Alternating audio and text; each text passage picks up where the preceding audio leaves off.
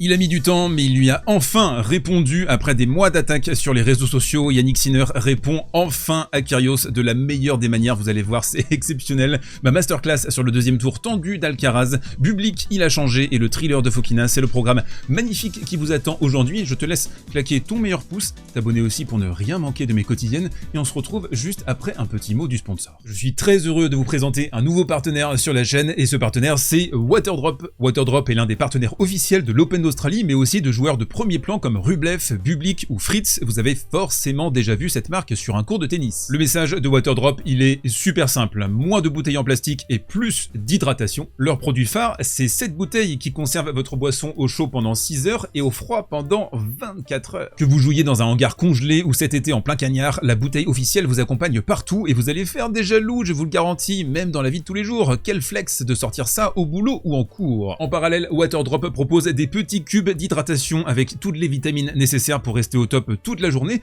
et même une gamme sport pour bien performer. Vous avez 3 produits à dispo, Micro Drink pour vous encourager à boire au quotidien, Micro Énergie pour vous donner un coup de boost sur le court et Micro Lit pour une meilleure récupération après l'effort, le tout avec plein de parfums différents. L'année dernière, Waterdrop a hydraté les fans de l'Open d'Australie à hauteur de 40 000 litres d'eau dans des contenants réutilisables et va continuer à porter ce message sur cette édition. Et pour retrouver Waterdrop, rien de plus simple, toute leur gamme est disponible dans votre magasin spécialiste tennis partout en France, juste à côté de chez vous. Attention, la gamme spéciale Open d'Australie ne sera disponible que jusqu'à rupture des stocks ces prochaines semaines. Un grand merci à Waterdrop, partenaire officiel de l'Open d'Australie, de faire confiance à Service Volé et de sponsoriser cette vidéo. Allez, retour à la vidéo et au côté réseau et on attaque avec la photo qui va régaler bon nombre d'entre vous, les fans de tennis. Forcément, vous voyez cette image, vous repensez à cette demi-finale cultissime entre Roger Federer et Marat Safin. C'était à l'Open d'Australie en 2005, il y a 21 ans désormais, et on voit un Marat Safin toujours aussi baba cool.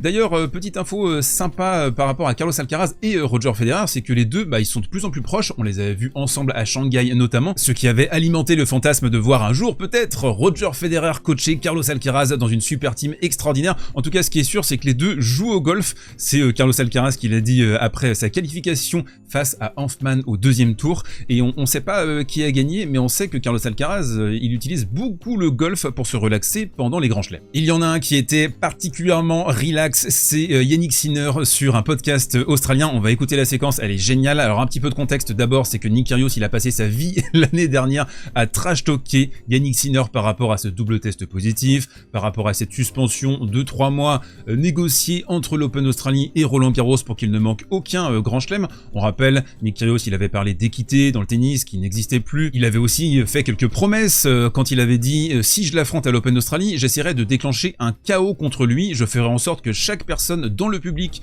soit contre lui. Et puis quand Yannick Sinner avait réembauché son préparateur, il avait dit bon les gars, je crois qu'on s'est fait avoir mesdames et messieurs, mais ça c'est juste un petit florilège. Et donc Yannick Sinner lui a enfin répondu dans un podcast australien humoristique Pod Lever Arena. On lui a posé 2 questions. La première, tu préfères jouer en double avec Nick Kyrgios ou Kim Jong-un? Donc déjà la question elle est camoulox. Et avec qui tu aimerais traîner tout simplement? On écoute la version originale.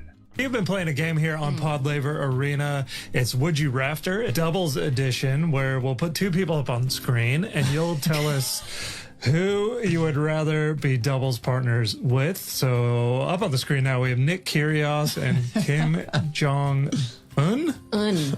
Correct. Well, playing tennis definitely with Nick. Uh-huh. Mm-hmm. I don't want to lose. Yeah, true, Yeah, true. I don't want to lose. Yeah. But also to hang out, honestly. You don't have to answer. I don't know.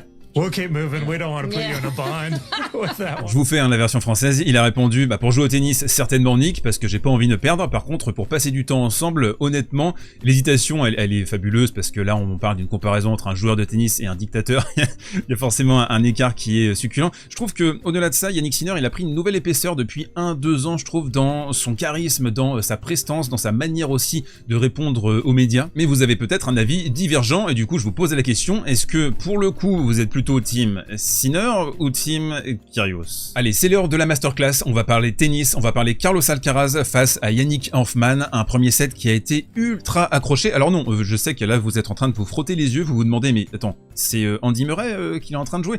Non, pas du tout. On commence avec la stratégie de Yannick Hanfmann, et ça, historiquement, c'est une stratégie que Carlos Alcaraz a du mal à maîtriser, ce sont les attaques franches et rectilignes, alors dès le retour de service pour être le plus impactant immédiatement. Et Carlitos, il aime pas historiquement être pressé à l'échange, et il va être breaké d'ailleurs au tout début de la partie, après avoir déjà sauvé une balle de break lors du jeu précédent. Il va y avoir une double faute, quelques précipitations aussi, on sent qu'il est déstabilisé par le game plan d'Hanfmann. Et pour des joueurs comme ça, vous le savez autant que moi, c'est très important de s'économiser au maximum sur les premiers tours. Je pense que Carlos Alcaraz aurait perdu ce premier set il y a même 1 an, 2 ans, ça c'est sûr et certain. Il a réussi à réagir immédiatement avec l'utilisation de sa palette intégrale, et on va commencer par l'accélération en revers. Ici, il va envoyer une calotte de l'espace pour s'octroyer plutôt une balle courte dans un deuxième temps et attaquer avec son coup droit. On avance, on se retrouve au début du tie-break et les progrès de Carlos Alcaraz. Alors là, on a beaucoup parlé de son service qui ressemble énormément à celui de Novak Djokovic depuis le début de cette édition. J'ai envie de pointer depuis 1 an et demi désormais les progrès vertigineux de son revers, et surtout sur une surface là où la balle était très vive, et aussi avec le tennis d'Hanfmann. Là, on a une magnifique redirection longue ligne en revers. Mais je pense qu'au-delà de ça, la clé du match, ça a été pour Carlos Alcaraz d'absorber la puissance, le rythme de Yannick Hanfmann côté coup droit. On se souvient du Carlos Alcaraz de 2022, 2023, 2024, les matchs contre le Jean-Léonard Struff par exemple, quand l'Allemand ciblait au max le coup droit de Carlos Alcaraz et tu sentais que ça flanchait de temps en temps. Là, il va prendre 4 bombe au niveau de son coup droit, et il va réussir à absorber ça, à contrer Yannick Hanfmann, et ça c'est pareil, c'est un énorme progrès dans son jeu. Hanfmann qui va tout mettre dans ce set, franchement il a livré 80 minutes de très très haute qualité.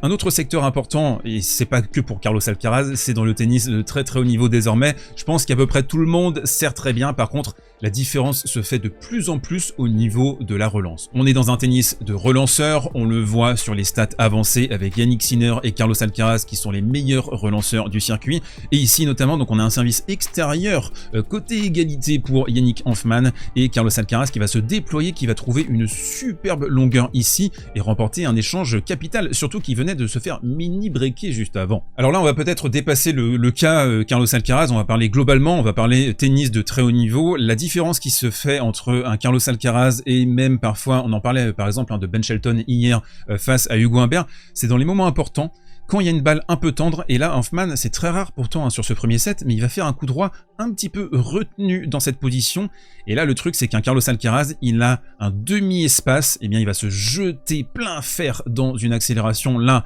en revers longue ligne, et donc l'idée, vous l'avez compris, c'est pas d'en faire des caisses sur une qualification au deuxième tour face à Yannick Hanfmann, mais c'est de parler plutôt des ressources nouvelles, certaines, de Carlos Alcaraz je trouve sur cette édition, mais aussi depuis 1 an et demi maintenant, la raison pour laquelle il est aussi fort depuis Monte Carlo 2025, et ici donc il va continuer son envol. Bisous, je m'envole, avec un magnifique passing de revers, et ensuite Hanfmann ne le reverra plus. Parlons aussi de Sacha Bublik qui nous a réalisé un match très sérieux aussi lui de son côté face à Marton Fucsovics, avec surtout ici j'ai bien aimé la réaction dans le 3e set, parce que là typiquement le Bublik ancien il aurait dégoupillé, il aurait perdu le 3e, peut-être même le 4e, il se serait énervé. Non là pas du tout, il a su fermer les écoutilles, profiter d'une double faute initiale de Marton Fucsovics sur ce jeu-là, pour ensuite envoyer une série de revers tonitruants au retour de service, et aussi réorienter ici, j'ai beaucoup aimé ce coup-là, et parvenir à boucler cette affaire en 3 petits sets. Et il y en a un qui a galéré un max de son côté, c'est Davidovich Fokina dans l'espèce de dinguerie de la journée. Alors ça, on le pressentait,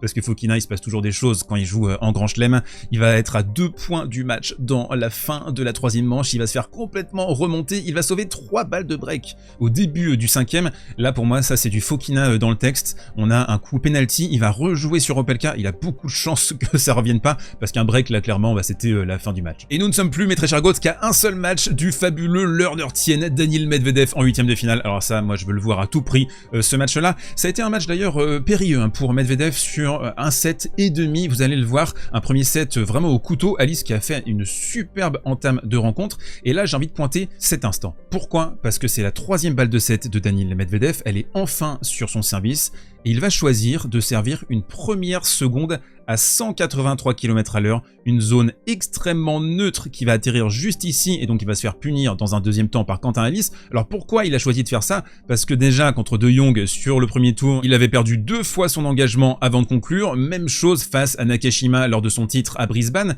et en fait ce traumatisme des conclusions sur ces jeux de service, on peut quasiment le remonter à l'Open d'Australie en 2022 face à Rafa Nadal. Le Russe qui va perdre le tie-break de la première manche avec une séquence beaucoup trop téléphonée, on a l'impression qu'il l'avait déjà pensé avant même de servir, donc service plus 1 amorti. Alors ça peut fonctionner face à un gars qui se déplace pas très bien comme Quentin Halys, mais il a peut-être trop surabusé de ce schéma. Et même un set, un break quelques instants plus tard avec un service volé en chaussettes de Medvedev. Et juste derrière, tu vois cette réaction, tu te dis, à l'époque de Gilles Servara, est-ce que Medvedev il aurait pas complètement dégouppillax sur cette rencontre, perdu le deuxième, peut-être essayer de revenir sur un gros thriller en 5 manches, mais ça aurait été très compliqué. Mais pas de ça sur cette partie, avec un Daniil qui a su raccrocher les wagons très vite. Je pense que Halys aussi, il a physiquement flanché à partir de 1h35, 1h40. Il y a une double faute, alors qu'il mène 40-0 sur ce jeu de service. Quentin Halys, double faute, quelques petites scories, et là, une magnifique défense de la part de Medvedev qui va être applaudie par le Q. Et la différence qu'on a pu observer sur la deuxième partie de la rencontre, c'est à quel point l'endurance, le niveau moyen et les déplacements, il y avait un delta entre les deux hommes. Quentin Halys qui a explosé, qui a touché son plafond de verre à cet instant, vous le voyez en défense, pas du tout un secteur dans lequel il est à l'aise, et Medvedev qui va réussir à s'imposer en 4 manches. Allez, on se termine mes très chers goths avec le programme de la nuit prochaine, et regardez-moi ces petits matchs, ces petits bonbons. On commence avec le Mensik Rodar, que j'ai très envie de voir ça à 1h du matin. On a forcément le Marat Tsitsipas qui peut être un match dramatique, un match super important dans la saison de Stefanos. Ce sera à 4h environ du matin. Au même moment, on aura Arthur Gea contre Stan Wawrinka. Est-ce que Gea va réussir à nous fournir la même prestation incroyable qu'il avait livrée contre Lehečka au premier tour? Attention à la charge émotionnelle autour de cette rencontre, et on regardera aussi avec beaucoup d'appétit le Cilic-Shapovalov, et j'ai envie de dire attention aux bâches. On se retrouve demain pour en parler. D'ici là, portez-vous bien, prenez soin de vous et mangez des pâtes. Merci à Waterdrop d'avoir sponsorisé cette vidéo. Waterdrop vous propose 3 gammes d'hydratation et des produits officiels comme cette superbe gourde prête à envahir les cours. Retrouvez tous leurs produits dans votre magasin spécialiste tennis juste à côté de chez vous.